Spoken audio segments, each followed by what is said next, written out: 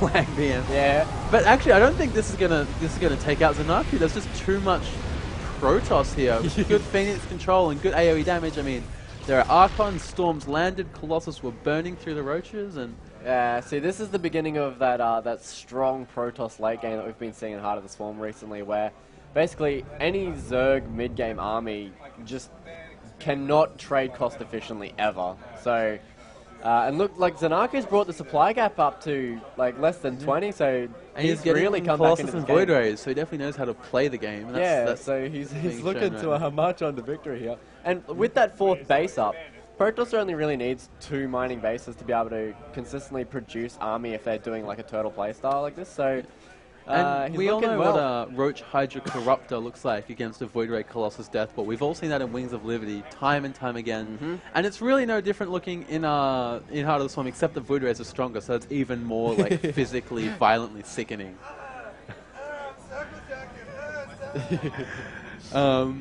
Apparently some Protoss players disagree with our statements, but Yeah, I'm not sure why they would though. I mean, maybe they don't know how to make Colossus and Void Rays. That's probably the only thing I can suggest trying next time. And ZerNaku maxing out and pushing to the middle of the map here. He does have like 3-1-1 upgrades. Broodlord's Corruptor, Roach Hydra here for If he attacks NXZ, before these but spines and Broodlords finish, he could have. even if he waits, I mean, this is a really, really powerful army here for ZerNaku. I don't know. What are the upgrades on ZerNaku's units?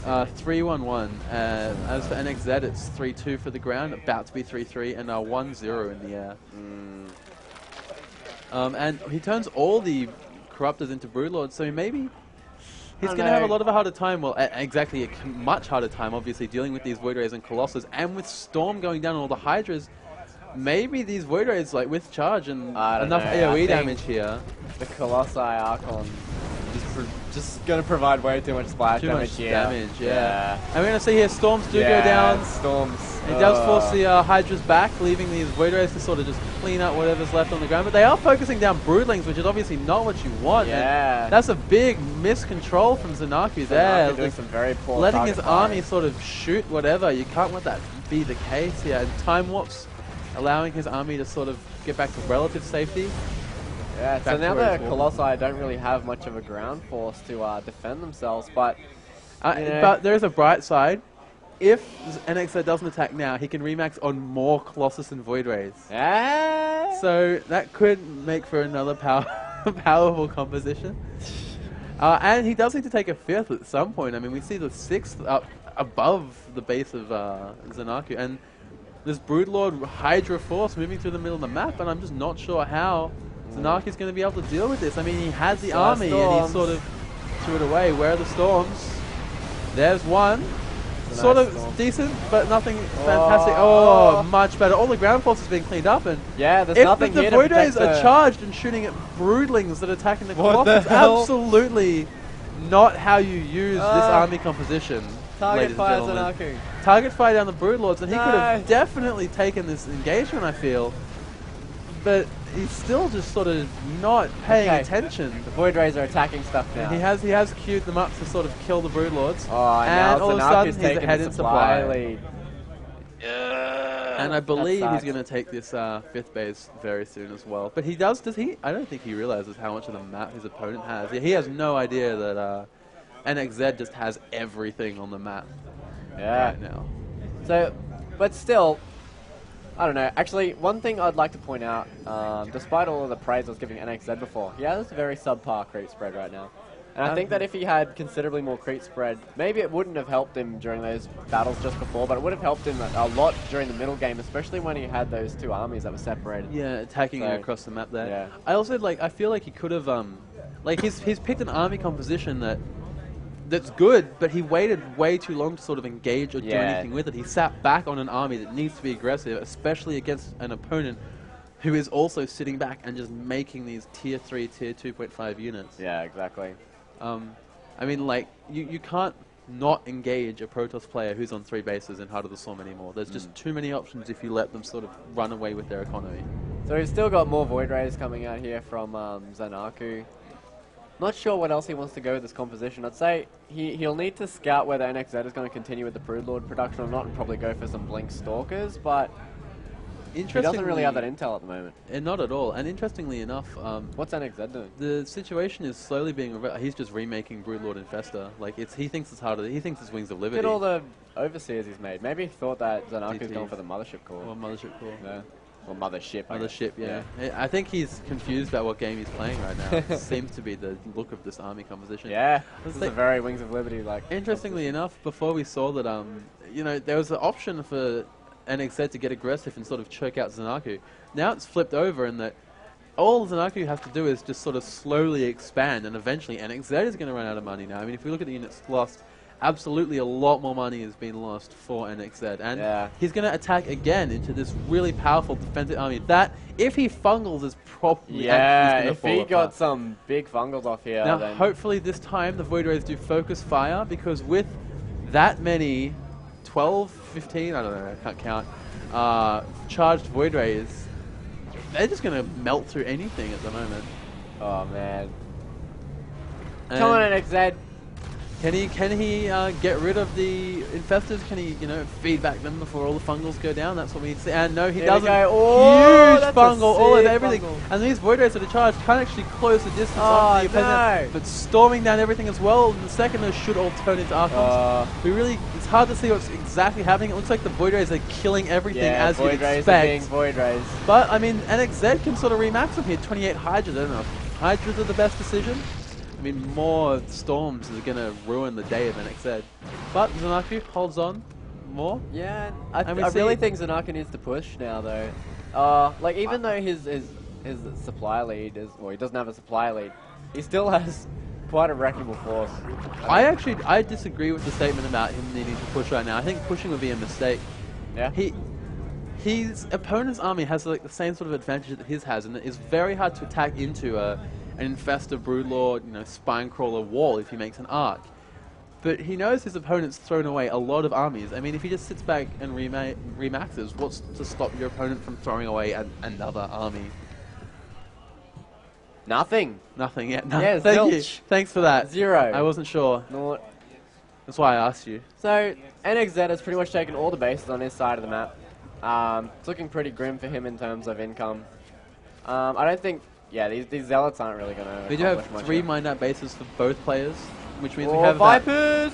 2.5 mining bases here for NXZ. You want to explain what these Vipers are doing right now? These Vipers are sucking the energy out of the Spinecrawlers. They are doing damage to the Spinecrawlers, and they're getting full of energy so they can cast their Abduct and Blinding Cloud. I think those are the names of the abilities. Yep.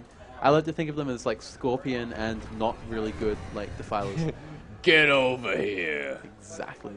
And I mean, really good way to, you know, sort of turn the tide of battle. You pull a bunch of Colossus into this big Hydra ball and just one-shot them, and all of a sudden the AoE damage of the Protoss player seems a lot sure what I strong. think about a Hydra ball though versus late game Protoss army with insane Storm, storms. Yeah. Archon, Colossus, Void Ray. Like, I've seen arguably better unit compositions in my time. Just feels like 75% of Protoss units counter Hydras. And we are going to see, though, yeah, we do see Abducts going down, but big storms, and that's what we expected. And ZenAku just taking a supply lead, and all he has to do is sort of sit up here. And if he can hold this base, we might see a lot of trouble for NXZ. So those were probably the most cost-efficient storms I've ever seen in my life. I might have seen more cost-efficient against my own Hydras, but maybe it's just because it feels yeah. more cost-efficient when I control the ISO players' units. What can NXZ do in this position? Is there anything To be honest, I actually think there's nothing he can do from here. Yeah. There's no way he can efficiently trade against his opponent, like, ever again. Which, it sounds really rough, but just it's the current like state of just tier 3 units for the Protoss player. Oh, his income is still We're going to see a pressure here at the natural, I guess, he's going to walk up to of our I think he's Protoss just player. Scouting to see how little defense he has. Yeah. Scouting with these Hydras that are going to absolutely die. This is... And this is sort of sad. These Hydras are going to get nothing done. I don't know, is he... No, I thought he might have been like remaxing on a billion ultras or something. Well, he's got no money. Oh, he's making lings. Making lings, maybe not the most cost-efficient army composition against Void Ray, Colossus, Zealot, Storm, Archon. Yeah. Like, I know it sounds like I'm poking fun at him, but yeah, it honestly, sounds terrible. there's but nothing like, you can really do. So yeah, if you let your opponent just sort of get a maxed out tier 3 army with the current state of Heart of the Storm. Like, there is just nothing you can really do. Yeah. We've seen NXZ with superior economy for almost the entire game throw away 3 or 4 maxed out armies, and every time fail to even do damage really to the force of SRZenAku. And it's kind of depressing to watch, but if you let your opponent get it, he had the chance, he had a lead, he was doing a lot of pressure, a lot of damage. He sort of let his opponent, gave him time to breathe, let him take that fourth, and now he's stuck in this situation where no matter what he does, he's facing this just maxed out army that it's almost impossible. Like, look at the kills on this Colossus that I accidentally clicked on. 81, that's just like... no way. And like all of that energy on those High Templars, they could kill like 7 Zerg players. 7 Zerg players, it could be an FFA, an 8-player FFA, 7 of them are and Zergs, that is definitely a lot of corruptors, but like I bet you that these corruptors will still just die to everything Protoss. What upgrades do they have? 3-0? Yeah, no carapace though, so they're just going to get versus the 3-2-2 upgrades of the Protoss player. And moving forward, burrowing his Spore Crawlers, but I don't really know if it's going to make that much of it. Oh my god, like this is just like one shot melting through the army of his opponent. Good Abducts does pick up a few Void Rays, but I mean, the Protoss player has the bank to just sort of remake those now. Yeah. And all the bank of the Zerg player is just minerals. What's he going to do? Remax on Zerglings again? Yeah, well, another thing to note here is that with NXZ making so many corruptors and SRZenAku having so many minerals, all SRZenAku needs to do now is just make zealots. And we can see that these are the last 2 gas geysers for NXZ. Like he's got 2,000 gas left this game to make something happen. He's only mining from like 2 out of 3. Yeah, one of them's not even mining fully efficiently. And he's just throwing away these stalkers. He doesn't even care. Yeah. At this point, though, I think NXZ has already accepted the fact that he probably can't do too much more in this game. He's probably thinking more about what he's gonna. What his game plan is for next game. The best unit, I think, in Heart of the Storm. Oh, Tempests! Full supply for these bad boys. I don't know how that got past R&D, but apparently they don't really check these things. And we do have the drones evacuating. I don't know why. There's nothing really here to mine, so it doesn't really matter if those live or die at this point in time. Cruel. It's kind of sad. Like, I kind of hate to be so rough, but this game just... This is what happens when you let a Protoss player like max out, guys. In Heart of the Storm. This is why we don't do it. I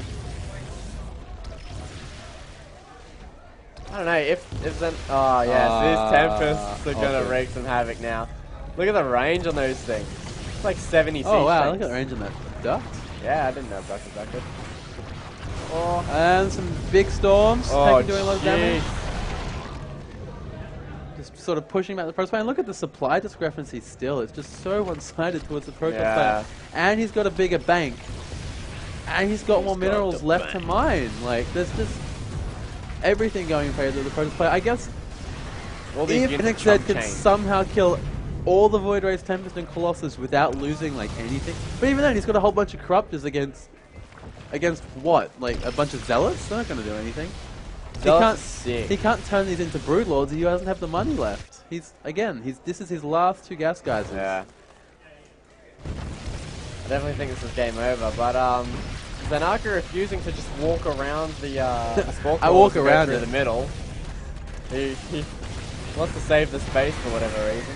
Well, I guess if he does let his opponent take the space, he could suddenly find himself in a bit of a awkward situation.